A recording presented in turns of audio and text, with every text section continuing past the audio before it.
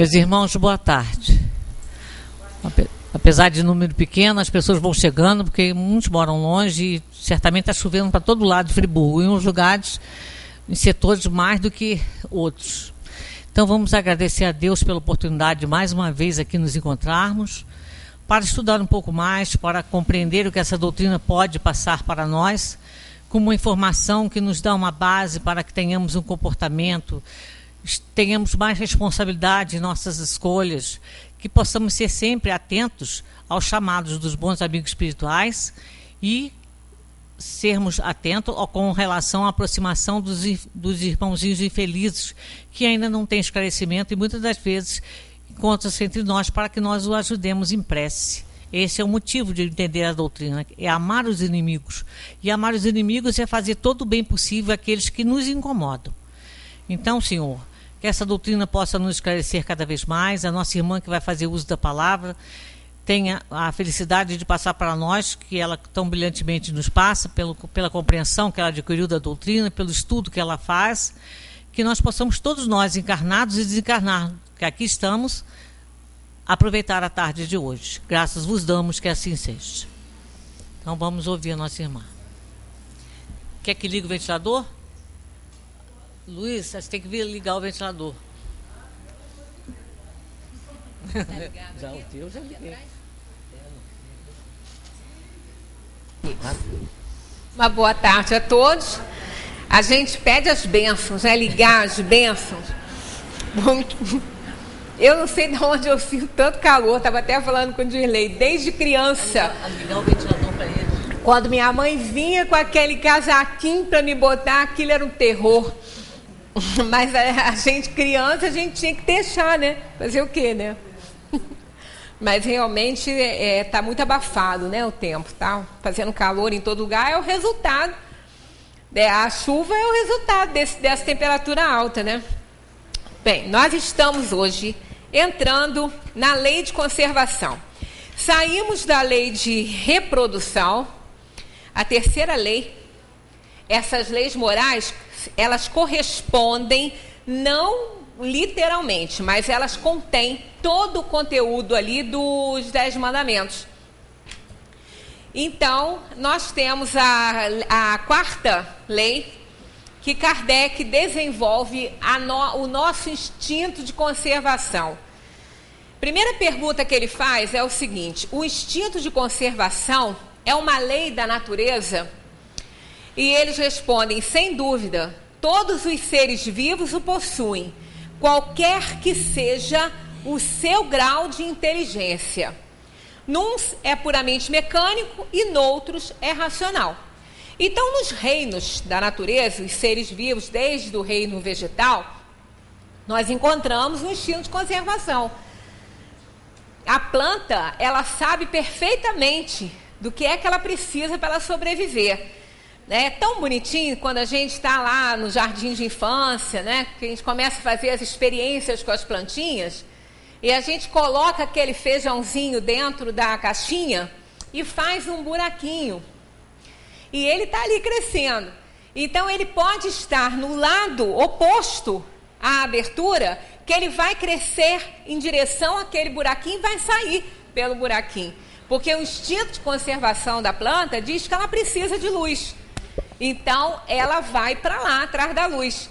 Né? Se nós tivermos um jardim e a gente tiver plantas e regar só um lado do jardim, que nem tem planta, né? Que esteja só com a terra e a planta está do outro lado, as raízes vão se estender todinhas para aquele lado que a gente está regando. Porque ela vai atrás daquilo que realmente é necessário à vida dela. Então, isso é puramente instintivo. No reino dos animais inferiores, também é puramente instintivo.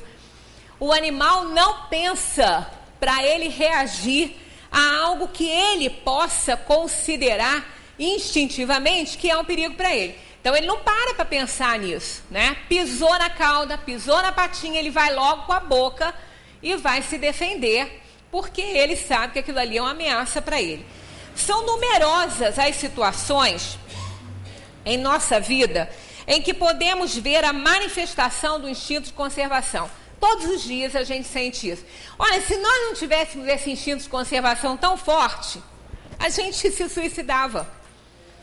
O suicídio ia ser um terror realmente para todos, porque a pessoa, nós intuitivamente sabemos que não somos da Terra, que estamos aqui para resgatar algum passado. A dor, ela não é benquista por nenhum de nós, embora a gente entenda que ela seja um aguilhão de aperfeiçoamento.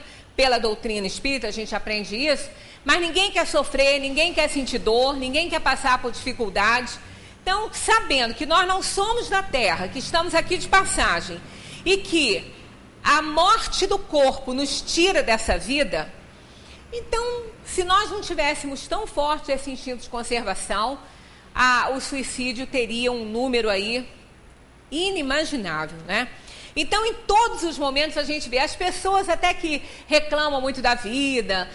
Eu já estou na época de morrer, já não quero mais viver. Muita gente assim, aí tosse diferente, procura médico aqui, ali, acolá, mas não quer nem pensar. E o medo da morte realmente é dado pelo instinto de conservação, para que a gente possa permanecer aqui nesse mundo enquanto a gente tiver que ficar para resgatar o nosso passado. Então, a todos os instantes da nossa vida, nós estamos aí com o instinto de conservação. Até os sustos que a gente leva é provocado pelo instinto de conservação. Quando a gente entra num lugar assim, que tem algo estranho, que a gente se assusta, ou alguém chega por trás de nós e nos dá um susto assim, aquilo ali, aquele susto é uma reação do organismo ao instinto de conservação. Então, nós estamos lidando com ele durante todos os instantes da nossa vida. É um mecanismo de defesa que mobiliza energias inimagináveis em nós em face do perigo. Então, qualquer coisa muda o nosso batimento cardíaco, qualquer sustinho, coração dispara, né? A respiração fica difícil, é coisa mínima. Dali a pouco volta ao normal quando é uma coisa pequena. Mas isso é provocado pela descarga de adrenalina do organismo, provocado pelo instinto de conservação, que nos dá uma força inimaginável. Às vezes a gente ouve no noticiário relatos de pessoas que fizeram coisas que ninguém imagina poder fazer. Né? Tem aquele sobrevivente que às vezes a Discovery mostra, pessoas que passaram por dificuldades, ataques de felinos, ataques de elefante, de ursos e tudo. As pessoas apresentam uma força tão grande que muitas vezes elas conseguem sobreviver àquele ataque, que seria mortal, e quem está do lado também entra nessa descarga de adrenalina e consegue uma força sobre-humana para lutar com um animal daquele. Há muito tempo, também no noticiário, uma mulher abriu a boca de um jacaré e tirou o filho. Tirou o filho que estava ali. Ela abriu, olha que não é brincadeira, gente. Isso é uma coisa, a gente imagina que a gente não teria nem músculo para isso, né? Para poder abrir. Ela abriu a boca do jacaré e tirou o filho dela. Não era nem jacaré, era crocodilo. Tirou. A diferença deles, eu até já li alguma coisa, mas não sei fazer a diferença deles. Mas era um crocodilo, segundo os biólogos que comentaram o caso. Um outro caso, esse foi aqui no Brasil, uma mulher levantou um portão de ferro que caiu em cima do filho dela. Se ela não fizesse isso, ele ia morrer. Era um portão que realmente ninguém imaginaria, várias pessoas tentando levantar, não conseguiria. Ela levantou sozinha aquele portão. Então, o instinto de conservação é tão forte em nós, e a descarga de determinadas substâncias no organismo fazem que essa força fique enorme. Uma pessoa descontrolada, uma pessoa que tem um ataque de loucura, ela toma uma força que muitas outras pessoas não conseguem segurar. Às vezes uma criança, né, ela impõe uma força tão grande a si mesma que não consegue. Então, isso tudo é dado pelo instinto de conservação. Nos animais, o instinto de conservação funciona equilibradamente. obedecendo a controles automáticos, sem maiores problemas. Superando o perigo, voltam à normalidade. Mas com o ser humano não é bem assim que as coisas acontecem, né? No ser humano, o mecanismo é muito mais complexo. Excitando a inteligência, somos chamados a participar desse controle aí. E aí que entra o problema. No animal isso não acontece, é totalmente instintivo. O animal passa por um perigo extremo, há a mesma descarga que há na nossa organização física, há na deles também, que a organização física é muito semelhante, mas logo passado o perigo, tudo volta ao normal.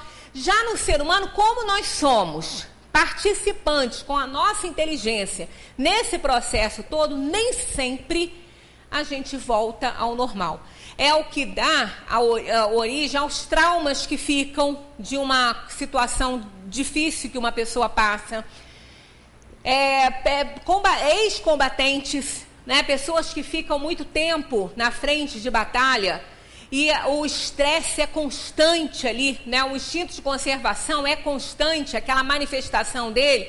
Então, a descarga de substâncias na organização física, dificilmente ela volta ao normal. E aí, quando esse soldado ou essa pessoa que passou por um estresse grande, quando ela se vê longe daquilo ali, né, já livre daquele caso, ela dificilmente volta ao normal. As pessoas ficam com crises depressivas, ou quando não é depressão, é uma superexcitação, e elas não conseguem voltar ao normal. Então, esse instinto funciona no homem de uma forma bem diferente do que ele funciona no reino dos animais inferiores. Na atualidade, todos nós nos sentimos mais ou menos ameaçados nessa vida que a gente está vivendo, né? É a violência urbana, os assaltos, os assassinatos, a turbulência do trânsito, a inexorável e assustadora progressão do custo de vida, as limitações do salário que não atendem às nossas necessidades de subsistência,